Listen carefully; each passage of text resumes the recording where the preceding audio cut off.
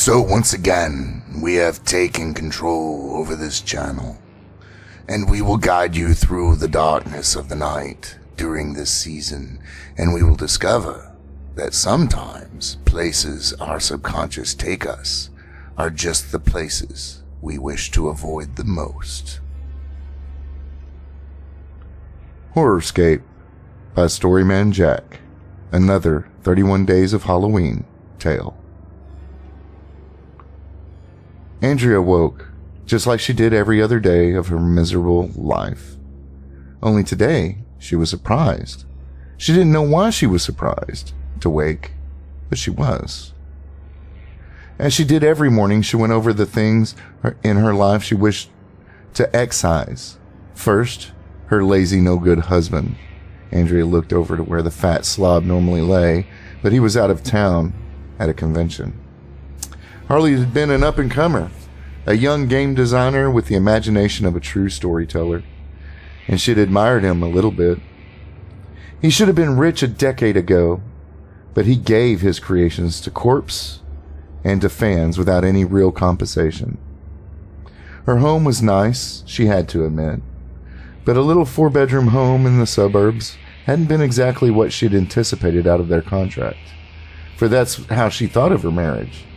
She would get social acceptance, perhaps even lifted up the social media hierarchy, and he would get a trophy wife and sex. The sex, she grimaced. He had been diagnosed with certain ailments years ago that had caused certain issues, so he had needed the help of the little blue pills to even schedule some time with her. Not that she craved his disgusting touch, but sacrifices had to be made. She liked to shop, after all. Andrea looked over at the other side of the king-sized bed, where he wasn't there. Even when he was in town, he wasn't there very often. The little man lived in his own little world, or worlds, ones of magic, first-person shooters and dragons, staying up deep into the night writing, really escaping into the worlds of his own creation. And then she remembered and picked up her purse from where it lay on the stand next to her bed. Andrea saved every time she could force herself to save.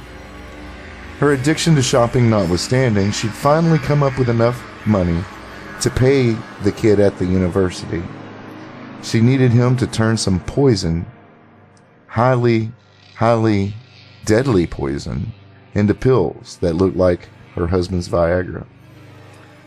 She was going to replace the pills and noted they weren't perfect, being round instead of diamond-shaped, but they were good enough, and she doubted her supposedly brilliant husband would ever even understand until he was dead.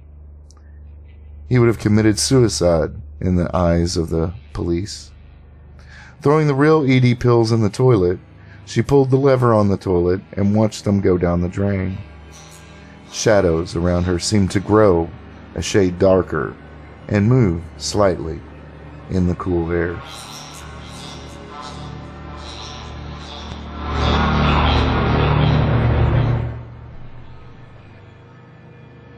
Andrea woke just like she did every other day of her miserable life.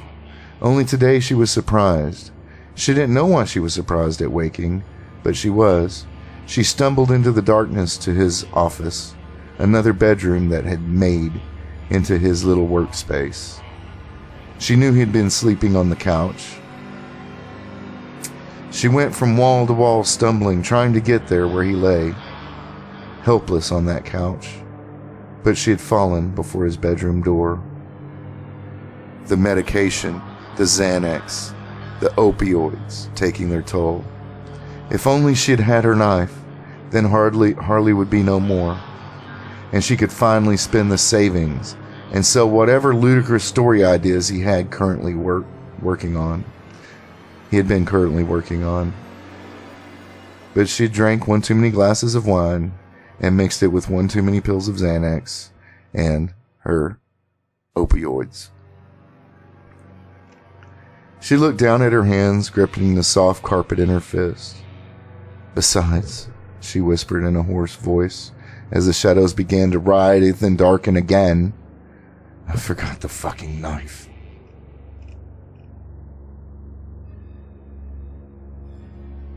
Andrea woke, just like she did every other day of her miserable life. Only today, she was surprised.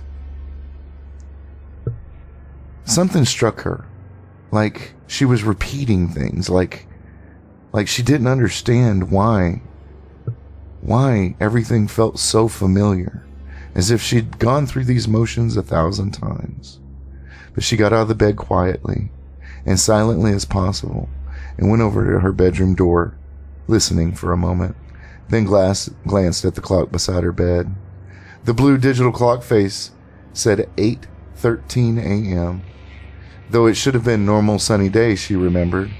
It was supposed to be sunny, but the room was dark and chill, and even the shades were open. 8:15, she whispered, knowing the flat slob she called her husband would be gone. She went down the steps and went to the hiding place where her phone and a pouch of documents lay. It was a burner phone, not the phone her husband paid for. But under the loose flagstone in the fireplace, she withdrew both items. That was the other thing. Family room, she snorted. He couldn't produce a child if the continuation of humans relied on him. She was disgusted. Something pulsed, like the world grew dark and then lighter again. She looked down at the divorce papers in her hand and contemplating calling her boyfriend. She smiled. She'd met Chuck at a retreat in Vegas, one her husband had actually sent her on, to prop her about being on a programming deadline and missing their anniversary. Again. The pulse came again, only this time the room didn't lighten after. The shadows were now everywhere and writhing, as if on some sort of methamphetamine fix. What the hell? She asked and stumbled, the world becoming insolvent, amorphous. Every dream she'd had, everything she'd done evil in her life, flashing before her eyes in a moment. Indeed, a crisp voice spoke. Hell? Andrea asked herself. I must be dead, she asked the darkness, but only filled her surroundings. She asked the darkness that not only filled her surroundings, but enveloped her, as if she were back in her mother's womb. Oh, no, my dear. Not dead. Not yet. The voice chuckled. Why do you think we should allow that when we can not only imprison one for her sins, but two, and not even have to check the sins of the other? Andrea shook her head, the darkness that was her new world growing slowly warm. I don't understand, she cried. Blood began to pour from her mouth, and she gripped her dress and wiped her face. You never do understand, the voice said, false sympathy woven through it. He sounded like a fake cop with that fake niceness they have. What do you mean? I never do, she demanded of the darkness, a thin sheen of sweat showing on her forehead. Oh, we've discussed this way too many times to count now. And every time we do, you say generally the same things, the voice educated. Oh, this must be hell. I must be dead. Blah, blah, blah. I killed my husband. I was selfish. La, la, la. On and on, the voice informed. And then it asked a question. Flames leaping up in the distance, and the darkness that was cloying and frightening became like a security blanket. Yet, do you know what remains completely unchanged every time we go through this? Andrea heard the heat sticking to her as the sweat began to roll down her forehead, mixing with the blood streaming from her mouth. It was like the fires of the hell grew higher and closer, and she shook her head. You never admit, and I mean sincerely admit, that you did deserve what you had, much less what you wanted, especially from a man you married for what? Not love, surely. Andrea could feel the shake of the man's head in the voice that echoed from all around her.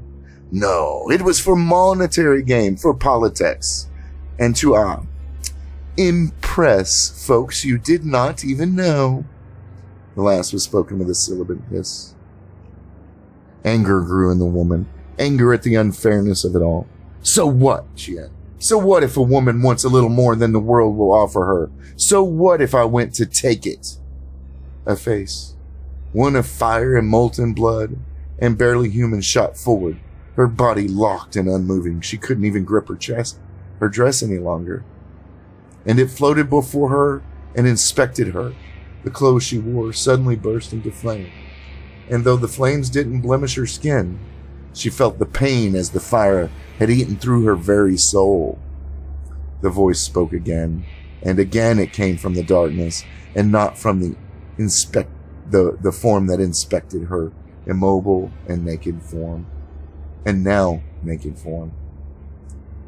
It is not what you wanted, nor your means to try and get what you wanted, but the lives and the mortals you've hurt and destroyed along the way.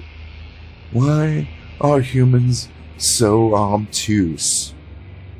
Defiance continued to boil from the woman, even as she felt her skin boiling. So I'm dead, and now if I'm dreaming, I will wake, and this will just be a memory of a bad nightmare. There was laughter, and then hissing as the fires grew closer, as if many voices were mocking her. And she felt her skin bubble and peel, as if it were melting due to the heat. The pain so intense, she wished to pass out, but could not in her dream. And even though she felt this, she looked down at her unblemished and beautiful skin. Your poor foolish husband has sat by your side. He has held your hand, and he has paid every hospital bill and sacrificed everything he ever wanted to take care of your useless and disgusting body. The voice informed her with grief. That man you tried to murder, the loving husband that you dreamed of draining the blood from, has held your hand for the last 5 years while you rotted. The laughter was guttural and sadistic. So, you see, we can't let you die. Not when we can take both of your lives, make them both a living hell. That was when she saw it. Out in the flames, everything she had done hit her. All the years and years of reliving the same hurtful memories she had toward her husband, every hateful thought, every wish of death, every sin, every disgusting and vile thing she had done again and again, always ending with her blood literally boiling inside of her body under the weight of the hellish flames as she watched the man who loved her kneeling next to her and bawling to a God she never even wanted to know. It was just before the pain in her boiling and writhing, pristine naked body caused her to fall black into the darkness, where she saw it. A bird, a large bird, a black goose with a red stripe around its neck and its wingtips dripping in blood. Harley Owens sat next to the bed and held his wife's hand. Today had been really hard. He'd had to sell the house. The medical bills were just piling up and getting to be too much, and the insurance had given out long ago. Everyone, it seemed, wanted him to pull the plug, but he couldn't. No, that was against his religion, against what God truly wanted. Harley knew his wife was still in there, somewhere, and as long as there was a chance, he couldn't just terminate her life. It would be murder in his mind, not for just money. He knelt then next to her and gave up his heart to his God and prayed that the Lord would give his wife what she deserved and either take her home or let her wake and get on with her life, and even, perhaps, grant them a child they'd been wishing for so long. Unfortunately for Harley, God could only grant the first half of his prayer. Indeed, His wife was getting exactly what she deserved, but in doing so, there was no possibility of answering the other half of his prayer. This woman would be tormented by her sin forever. Andrea woke up just like she did every other day of her miserable life. Only today she was surprised. She didn't know why she was surprised, but she was. She remembered the pills she would use to make it look like her lazy, good-for-nothing husband had killed himself. And so the night, even the darkness in one's own mind, will demand a toll, a price. But be sure the price you must pay is not one of debt. We release this channel back to you until night falls again. Nox Vini, fear the night.